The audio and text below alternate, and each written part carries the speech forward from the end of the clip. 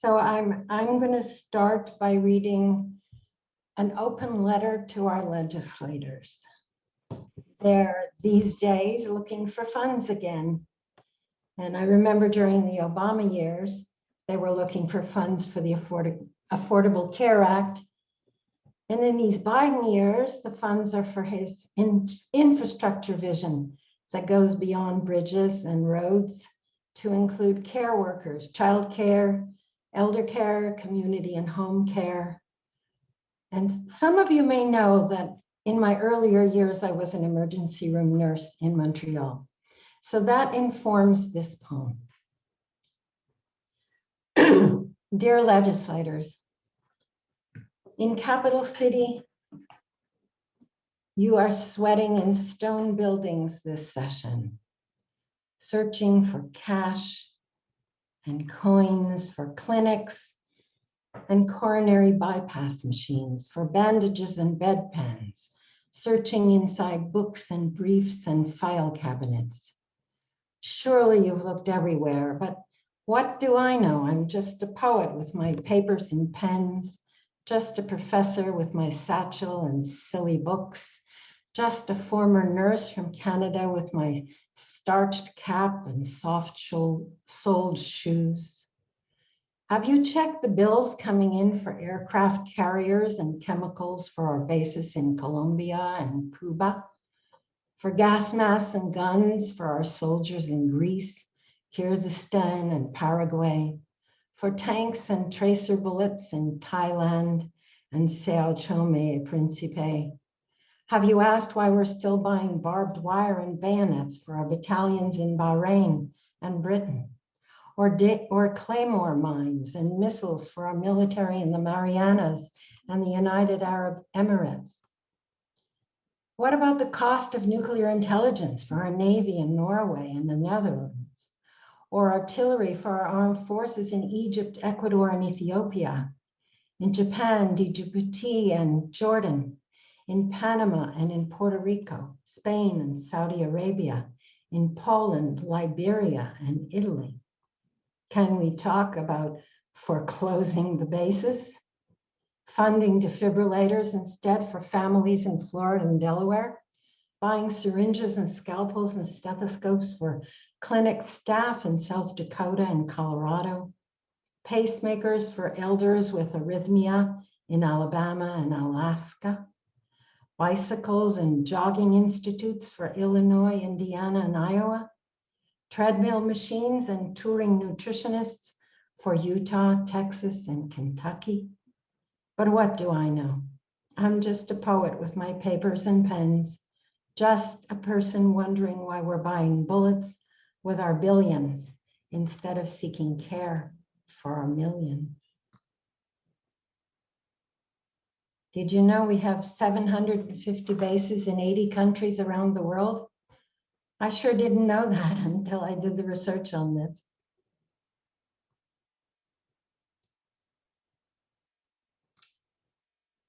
So in looking through my poems, it's been quite a surprise to me to realize that I have been writing poems about cars for many years. You talked, John, about road trips.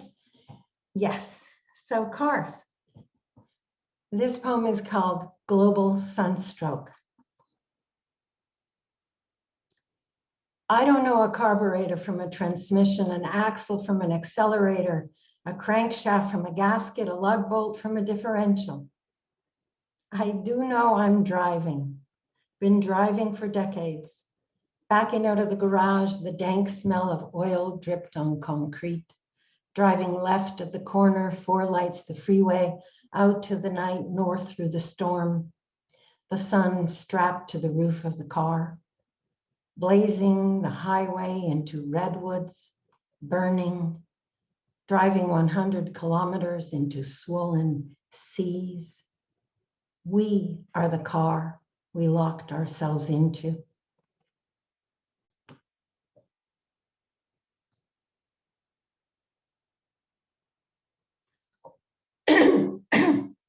Excuse me.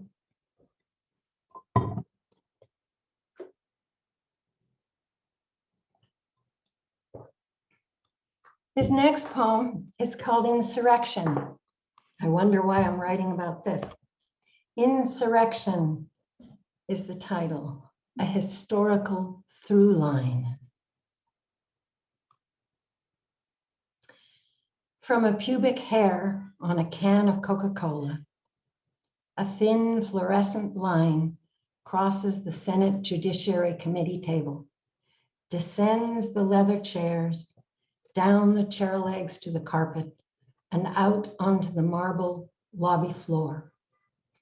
Just watch, you can see the line exit past the guards, out the Senate door, across the years and across the street, past the pillars of the Supreme Court. Here it lights up hanging chads and swells lawyers' bickering faces. You might have seen the line you might have seen the line inflate around invisible WMDs, worrying the country up for war, or fluoresce the refusal to interview one Supreme Court justice nominee, or to bring witnesses of rape by another. Even now, it is surging up Senate walls. It is forming the shape of a crown. It is shining. It is spreading. It comes off on your fingers.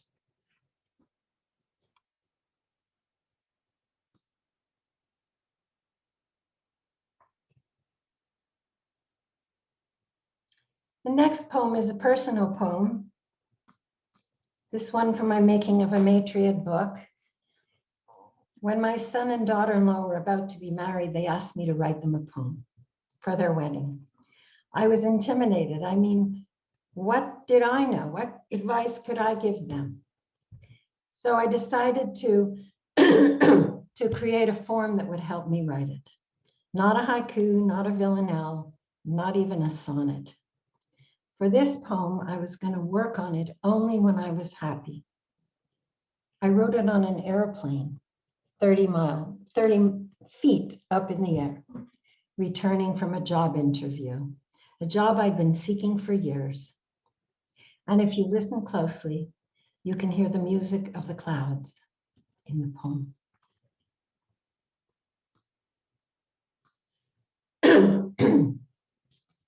Invention for Molly and Mike. I wish you love, the bright kind, the filled with light kind, the beside you in the night kind, the side-splitting laughter, upside-down Ferris wheel ride kind, and the wide kind, the expandable, elasticized, durable, tough as hide, work out the rough times kind.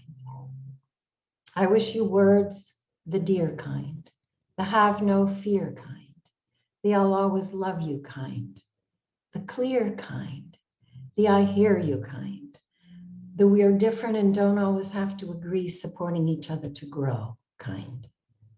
I wish you health, the working up a sweat, running to the bread store kind, the organic food kind, the tall tree, clean air kind, the balls in the air, give me a break, tearing down the stress, music is a must kind. I wish you kids, the wealthy in health kind, the such a cute tush kind, the gritty hands from sands at the beach, singing at the table, arms around your neck, strong as a transatlantic cable kind. The Sunday morning lolling in bed kind, the red hot chilies, bumping car willies, all day long sillies, dollies and bikes, lollies and Nikes, and years and years and years of I remember when I was a kid kind.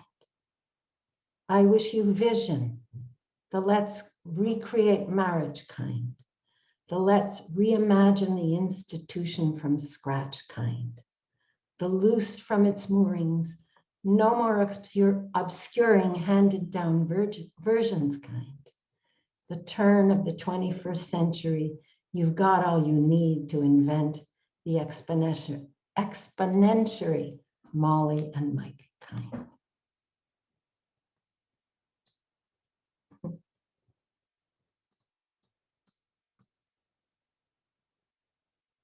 And another personal poem. This one for my daughter. Her grandma died when she was just 6 years old, and they were very close. This one's for you, Allie. Lately, I've been writing some Sybil stories for Allie. I call it Pâtissière. Sybil is no cook. She roasts meat until it's bloodless, and vegetables, don't even ask. She opens canned peas and corn, asparagus and Heinz vegetarian beans. But oh, her pastries, her strudel, her apple strudel, Macintosh apples and walnuts and raisins and butter and sugar and cinnamon wrapped in paper-thin wings. Her brownies, more fudge than cake. Just undercook it, she says. That's the secret. Bananas on the kitchen counter turn brown, and it's time for banana cake, she says, pulls out her tin pan, mashes banana to batter. Fridays, her challahs, her fists, her fingers in dough, knead over and in, forth and back. She braids 2 loaves, one for her sister who lives upstairs, and the Friday smell of challah fills my nose still. And still I can hear the music. Montreal, late winter afternoon darkening. The radio on the kitchen shelf turned to big band, and Sybil is baking. Samba's into the kitchen. Come on, Sib, he says, and swings her around. But Sam, I'm baking, she says. And there they are, moving to the sound of Glenn Miller's In the Mood, or Harry James' You Made Me Love You.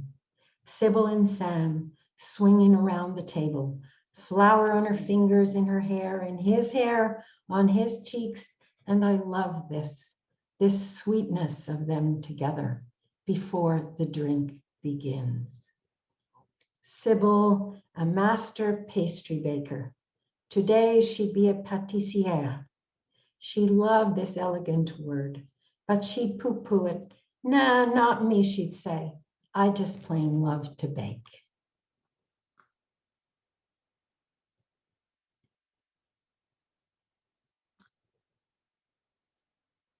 That one's for you too, Mary.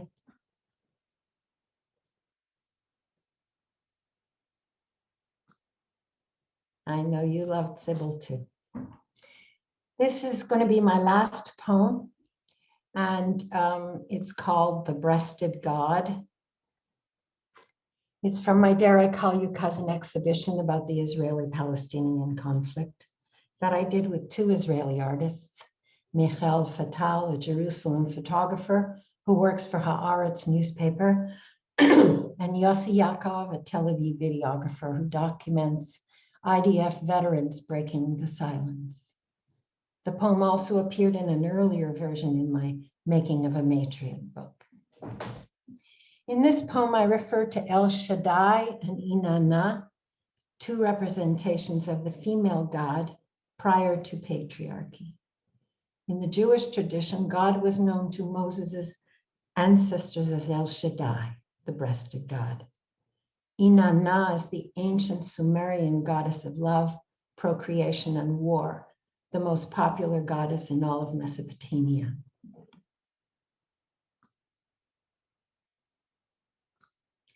The breasted God. On the day El Shaddai Inanna, the breasted God, returns after many millennia, wouldn't you know it? Artists set to work immediately, and crosses and crescents and stars of David became breasts and the shape of infinity signs. And she sends us a message in 6,070 languages. We're here forever, so clean up and come on over. I'm inviting the whole family in for tea. And so I'm here, we're all here. You can hardly get in the door. Everyone I've ever loved is here, everyone I've known and heard about, and all of you I have yet to know. Well, first off, she serves tea. I mean, she herself serves it. And she has all of our favorite teas from each of our family's tea bins. Of course, why wouldn't I, she says, and sits down. So tell me, she wants to hear our stories. She opens her desk, turns on her computer and its translation program, the one with the built-in speakers so we can all understand each other. And as we talk, she takes notes. I mean, she takes notes.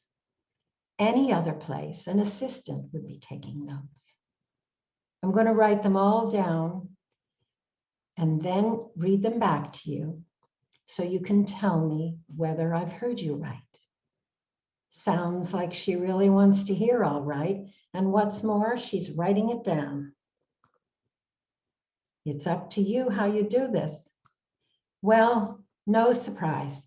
We can't agree on how to do it. We soon realized that in her house, no one has any more power than she does, or each other, so we just do it, tell our stories one at a time. It's like a grand intervention. Of course, that's how it is. How could it be any other way? We all know we've made a muck of, we all know what a muck we've made of things. And here's another thing. In her house, we discover that what we all have in common, every one of us, is a fine-tuned baloney factor meter. And we use it. We're at that place where enough is enough. So we sit here with this large, I mean large family and tell each other our exact experiences. And it's tough, but we're in her house and we feel emboldened by the group. We talk, we hear, we use the meter. And it goes on into the night and next day and next night and years, and we talk and listen and meter. And there rises in the room a kind of centrifugal caring. Each word carries it. And she takes down each of our stories and the group's responses, and she reads it all back to us. And we listen and we look at each other hard. We know so much about each other that by now we are a family. It's clear how we've hurt each other, how we love each other, where we've failed, where we've gotten it right. And at last she says, so go home and clean up what you now know and invite me to come visit. I will sit in your kitchens next time, see your stories for myself, and then I will tell you mine. Thank you.